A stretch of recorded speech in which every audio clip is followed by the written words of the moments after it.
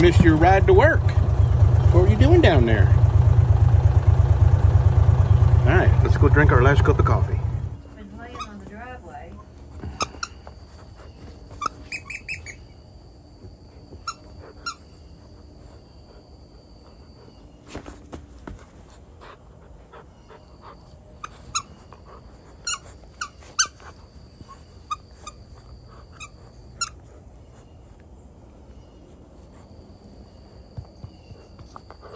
Are you a thick girl? Are you a thick girl with a big booty? You got a big booty.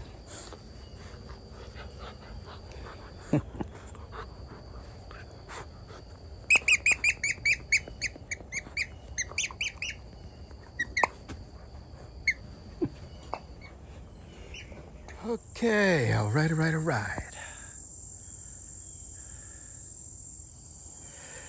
All right, now I'm going to measure out 3 30-foot increments, which is where my 4x4s will go. And then I'm going to hammer my T-posts in between them. Okay, I got my 30-foot increments hammered out. Those are the silver poles, 1, 2, and actually there's 1, 2, 3. So I need 1, 2, 3, 4 4x4s and 3 more poles, T-posts. So now I'm going to get my T-post driver out and start driving these T-posts in. Humps like this, I'm going to take a shovel and knock the hump down. Alrighty, short break, and then I'm going to start hammering. I'll explain you a little bit about my T-post driver and how I know how far to hammer in the T-posts. This mark right here, that is how thick the weight is in this T-post driver. Solid piece of metal. And here, this is the top of the T-post. And I want the top of the T-post to be about 3 inches above my 4-foot mark. So this is my 4-foot stick. And what I do is hammer until this mark is about right here. And that gives me just a little bit sticking up above the fence. So that's how I do that. Okay, here we go.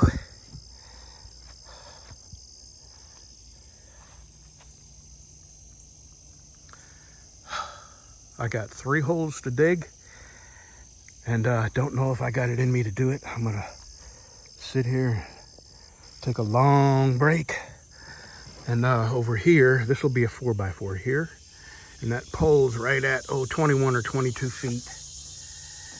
And I'm probably gonna get, these are 6-foot T-posts. I'm probably gonna try to get 7 or 8-foot T-posts to go there, because that's where the water runs down through there. Our plan is to get on the other side of the ditch, creek, whatever you want to call it, cut all the trees down from about here down, and then dig and throw the dirt up on this side, so the water will run closer to that side. Okay, I'm gonna sit a minute. I get these freaking weird people, man, that scour the internet looking for something that they can argue with. About 8 years ago, I had a bird bath that was leaking. So I got a can of Flex Seal. And on the can of Flex Seal, it said not harmful, good for fountains and bird. I mean, it said just what I used it for. And I sprayed that Flex Seal on the bird bath, and it lasted till we moved. So 8 years later, Flex Seal has added liquid Flex Seal, which has just recently come out in the last year or two. And they've also said that is good for.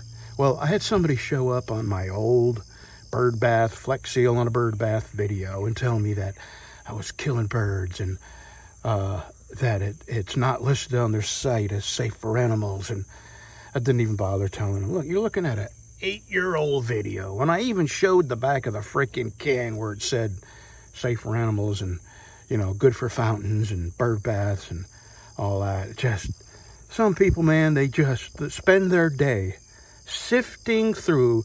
I think that, you know, I call them basement people, the people who don't ever actually put their hands on anything but a keyboard, and they're experts on every single thing under the sun, and they can tell you what you did wrong. And I sometimes I use bad language and tell them to F off, Karen, pedantic little snots who never get anything done. And then another video I did even longer ago, I have a very old pair of pliers, and they're carbon steel, and carbon steel patinas over the years. That's the nature of carbon steel.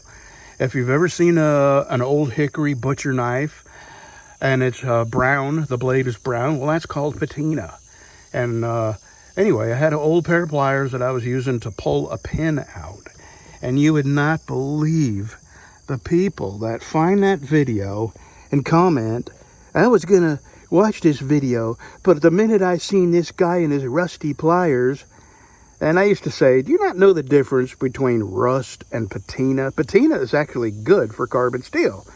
It keeps the steel from rusting. And in the old days, the way they would prevent shotguns and rifles from rusting is they would do a forced patina on it, and that prevented rust. And I'll tell you, sometimes it gets old. I used to comment to them, but now time is so precious to me that if I say anything to them, it's short and sweet. And I called this guy a Karen. I said, go away, you silly Karen. That bird bath lasted 4 years, and when I sold that house and moved, it was still there giving birds baths. And anyway, sometimes I just remove the comment and move on, but I was sitting here and I had a minute. So I said, well, I'll just call them a few names and go on about my business. Okay, I'm going to take 5 and see if I got any in me where I can dig these 3 holes. See you in a bit. Oh boy, I hit a root. A huge root. So I went and got my Sawzall and a wood cutting blade. I have 2 choices. I can either move the hole over a little bit, or I can try to cut the root out of there. And it's a pine root, and I don't know if you can I'll hold the phone up. There's a whole bunch of pine trees that came down, a whole bunch, and they're massive, 2.5 feet across. So this is probably a root from it, and it hadn't been down long enough for the root to rot. And boy, when I hit it, I could smell pine right away. Alrighty, let me drink my health food drink, wipe my brow, and then get down there with my Sawzall and see if I can get rid of that root. If not, I just have to go a few inches this way or a few inches that way. I'm a lot of things, but one of the things I am is a stubborn SOB. And you would not believe the roots I'm encountering here. And I didn't cut that. See, the other hole, the roots were so thick I couldn't cut them. So I moved over about 1 foot. And look at that. That I cut through with a post hole digger. I went and sharpened my post hole digger, and I was able to cut through that. Well, now I've encountered another root. I can't even tell how big it is. Further down, and I'm about 16 inches in. I got a good 8 or 10 inches to go before I can. So I'm not giving up. I may give up for today because I'm just about out of steam, and this is my only hole I've got dug. I got 2 more to do. Figures I'd start the hardest one first. I'm going to keep on digging. I'm going to get my Sawzall out and probe around and see if I can locate where that root is, what direction it runs, and how thick it is. All right, we'll be back. Okay, I concede. I admit defeat. Whew. Defeat and the hands. Oh, Lord, I'm down probably 16 inches. And there is just a root I can't, even my Sawzall won't cut through it. It's that big. So I got an 8-inch blade on my Sawzall, and it's thicker than 8 inches. So there's not a snowball's chance in hell. And I've already moved over. So what I'm going to do, I'm going to leave it at that. But I'm going to dig a bigger circle around it and fill that up with concrete, along with a pole, of course. So it'll give it a much, much wider base. And I don't think I got enough in me to dig. I got that pole there to dig a hole, and that pole.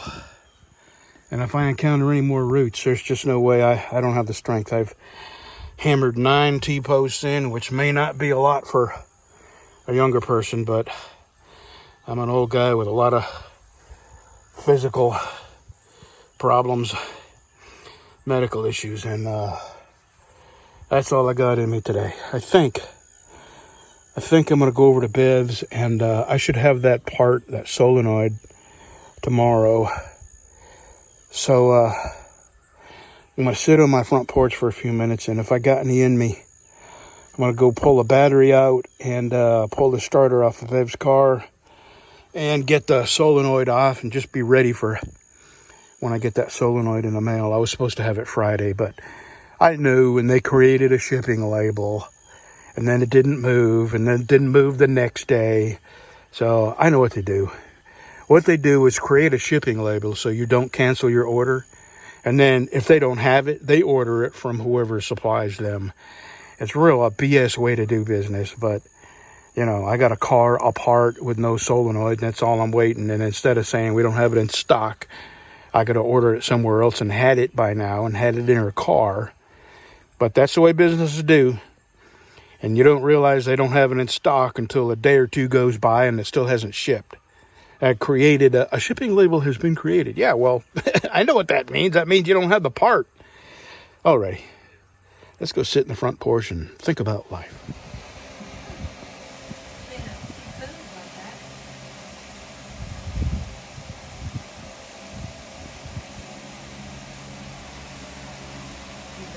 Ever since she was a puppy, a baby, she would lick her dew claws, lay on her back and lick her dew claws. It's like a pacifier. Yeah, just when she'd do that, and then you look over, she'd be down to Yep, we're looking at you. We're looking at you, you cute girl. Boy, oh boy. I love my little girl. Yeah, she's been a good dog. Oh, Lord. I've encountered the same thing. Big, big roots. I thought I was going to quit today. I'm quitting on that hole. It's about 16 inches deep. And my plan is to pour a big border around it, about that thick. And the one down there, that went easy. A few roots, minor roots, but I got that hole dug. I'm going to call this finished. This hole, I am completely out of steam, and my pain pill's wearing off, so I'm leaving that right where it sits. You'll see this video Tuesday, but Tuesday I'll be out here.